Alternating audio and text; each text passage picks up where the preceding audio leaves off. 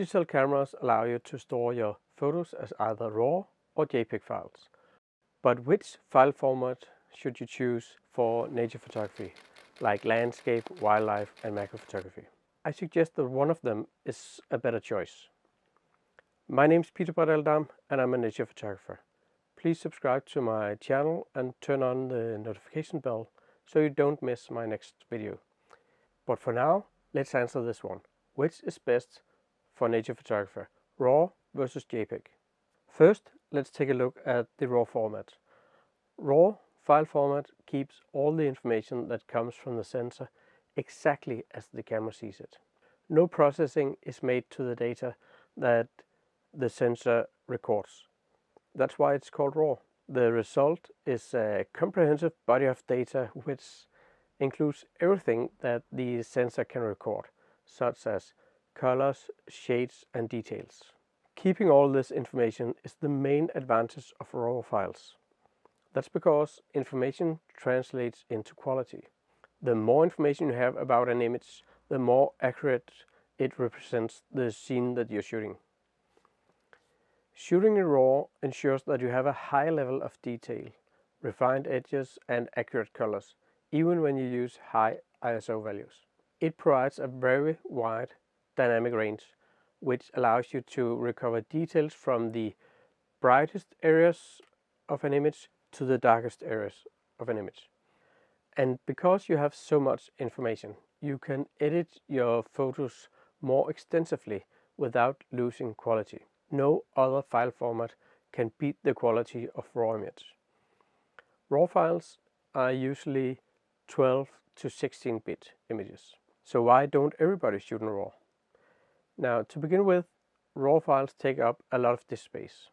On average, around 30 to 50 megabytes per file, or even more. Your memory cards will fill up faster, and let's say that you're in a remote location with no spare memory cards or a laptop, then your photo session will end sooner than you would probably like. Additionally, RAW files require processing. The format is not meant to deliver beautiful images straight out of the camera, but it's meant to store data. The camera actually creates a small JPEG version of the RAW image for you to be able to review the image on the camera's LCD screen. At first sight, RAW images don't look good. In the absence of post-processing, they lack contrast, sharpness, and saturation. So going through an editing process is absolutely necessary to reveal the beauty of your photos, no matter what subject you shoot. Now, let's look at the pros and cons of JPEG files.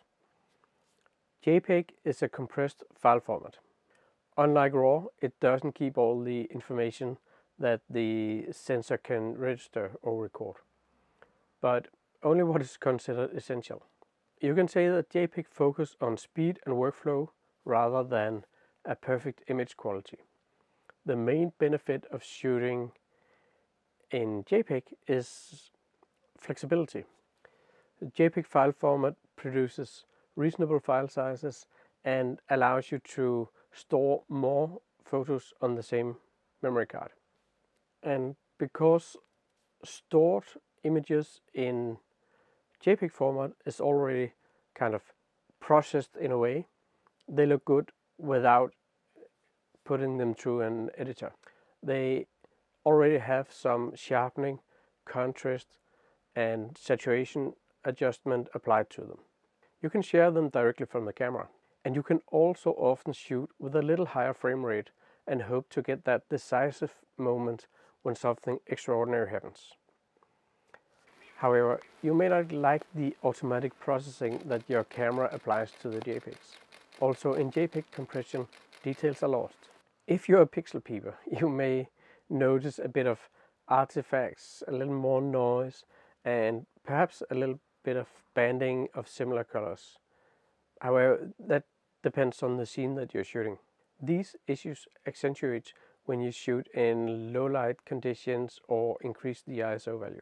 Because JPEG doesn't save all the data, you can't recover badly exposed photos in post-processing as much as you can with RAW files without affecting the image quality. Details in the extreme highlights and the extreme shadows may be more easily lost. Nature photography provides plenty of opportunities to use both formats. I prefer the RAW format for the outstanding image quality it provides, and I always shoot in RAW format, no matter whether I shoot landscape, wildlife or macro photos. And I don't believe in switching back and forth between the two formats. At one point you'll forget to switch the format back to RAW when you really need it. So my suggestion is to stick to shooting RAW format. Memory cards are reasonably priced, and you can just copy the images from your memory card to an external hard drive, which is often a lot cheaper compared to memory cards in terms of the gigabytes that you get for the money. Now, I often shoot macro photos in dense forest where there isn't always enough light. The same goes for wildlife photos, where prime time is at the edge of daylight. For landscape photography, it's the same. Photos taken at a high ISO number or with an extreme dynamic range or with a high level of details simply look better in a processed RAW file compared to a JPEG. Processed or not, in all cases I benefit from the larger bit depth of RAW files and the ability to push the image a little bit further in post-processing. No matter what, I always process my images anyway, because I want to be in control of how it looks. So I don't need a JPEG file where the levels of saturation, contrast and sharpness are already baked into the file. I hope this video helped convince you to shoot in the best image format, so you won't have regrets when you come back home to edit your photos. Don't forget to like this video and subscribe to my channel for more videos on nature photography. See you in the next video.